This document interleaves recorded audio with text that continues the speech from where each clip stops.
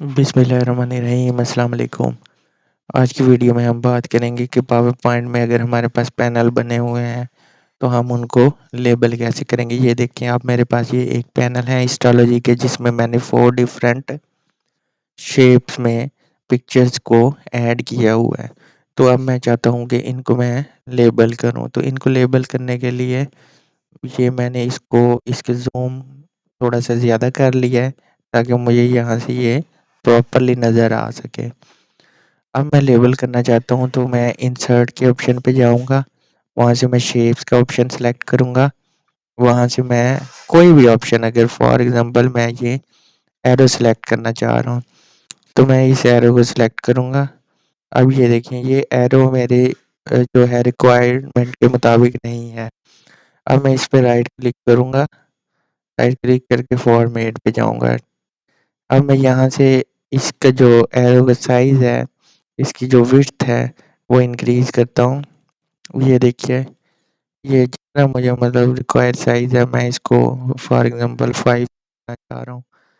और उसके बाद मैं इसका अगर कलर करना चेंज करना चाहूँ, वो भी मैं कर सकता हूँ। मैं फ़र्ज़ करें रेड एरो से इंडिकेट करना चाहता हूँ, तो ये मुझे एक दफ़ा करना पड़ेगा। ये मेरा एक एरो बन गया। अब मैं फ़र्ज़ करें इसको रिप्रेज़ेंट करना चाह रहा हूँ, ये मैंने यहाँ पे एरो लगा दिया। अब मैं इसको दोबारा रिप्रेज़ेंट करना चाह रहा हूँ, इसी एरो से किसी और चीज़ को, तो इसी एरो को मैं कंट्रोल डी करूँ, डुप्लिकेट, तो यही एरो मेरा, मुझे 2 एरो मिल जाएँगे और इसको मैं अगेन ड्रैग करके किसी और सेम चीज़ को रिप्रेज़ेंट कर सकता हूँ। अब अगर मैंने किसी और चीज़ को डिफरेंट कलर के एरो से करना है तो इसी एरो को मैं डुप्लिकेट करूँगा, और डुप्लिकेट करने के बाद मैं इसको रिक्वायर्ड जगह पर ड्रैग करके, तो अगेन इस पे राइट क्लिक करने के बाद फॉर्मेट पे जाऊँगा। फॉर्मेट में जाने के बाद लाइन कलर यहाँ से मैं चेंज कर सकता हूँ। कोई भी मैं लाइन कलर, मतलब मैं इसको ग्रीन करना चाहता तो मैं इसको ग्रीन कर सकता हूँ। तो इस तरह मैं एक तो इस एरो शेप से लेबलिंग कर सकता हूँ, डिफरेंट कलर के एरोस में लगाकर अपनी हिस्टोलॉजी की स्लाइड्स को लेबल कर सकता हूँ। दूसरा ये है कि मैं डिफरेंट शेप से, अब फॉर एग्जांपल ये मेरे पास है सर्कल शेप से, मैं इसको रिप्रेजेंट करना चाह रहा हूँ इतने एरिया को। तो यहाँ पे मैं सर्कल बनाऊँगा, इसको राइट क्लिक करके फॉर्मेट करूँगा। फॉर्मेट करने के बाद मैं इसको नो फिल कर दूँगा। ये देखिए, अब ये इस अंदर से इसकी फिलिंग ख़त्म हो गई है। तो अब मैं लाइन कलर इसका कोई भी कर सकता हूँ, मतलब मेरा दिल करता है कि मैं इसको ब्लैक कलर से रिप्रेजेंट करूँ, तो ये मेरे पास सर्कल बन गया।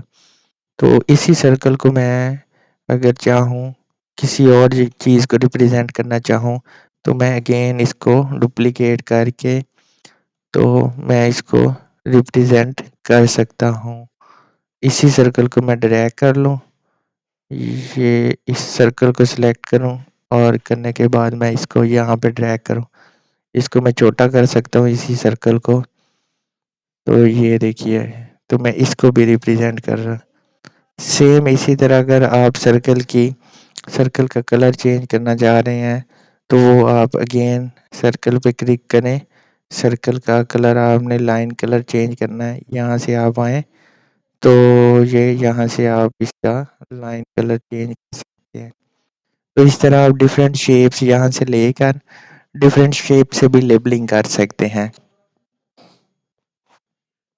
तो अगर आप चाहते हैं कि आप इस पे कुछ लिखें, कुछ टेक्स्ट भी लिखें, टेक्स्ट लिखने के लिए आप क्या करना होगा, आप सेम उसी तरह एक शेप ले लें यहाँ से, तो शेप लेकर आप यहाँ पे डिज़ाइन करें, ठीक है? इसी शेप के अंदर आप टेक्स्ट लिख दें।